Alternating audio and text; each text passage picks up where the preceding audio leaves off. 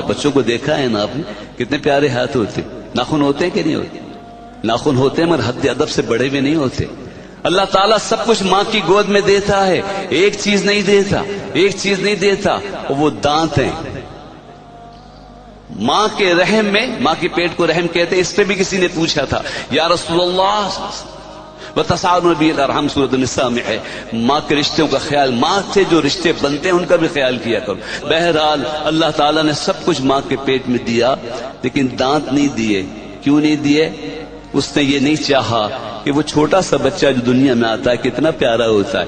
الحمدللہ ہم نے دیکھے ہیں, اور اذان دینے کی سبب ہم نے دوسروں کے بچوں کو بھی گود میں لیا. ایک عجیب بات ہے, ایک نجاست کے ڈھیر سے نکلتا ہے, ایک غسل کے بعد جب گود میں لیا اور اذان دی, میں نے تو سونگھا ہے بچوں کو. میں نے تو پتہ نہیں آپ سونگتے ہیں کہ نہیں, یہ حضور کی سنت ہے. حضور صلی اللہ علیہ وسلم امام حسن امام کو سونگا کرتے تھے. ایک دفعہ بی بی فاطمہ نے پوچھا, ابا جان آپ ان کو سونگتے کیوں ہیں؟ سرکار نے فرمایا, مجھے ان سے اللہ کی خوشبو آتی ہے.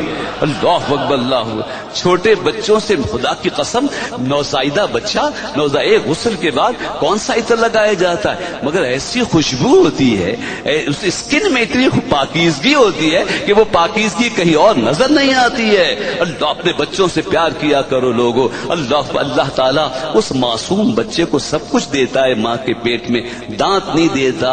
کیوں نہیں دیتا؟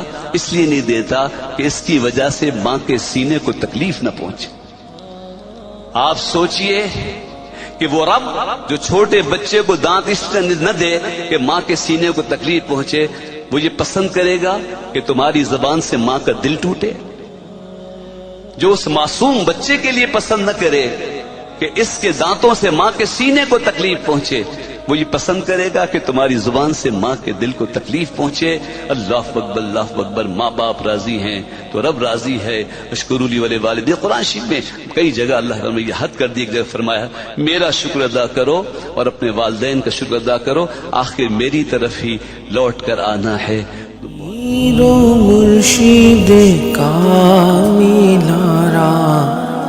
سیدی حمزہ پیا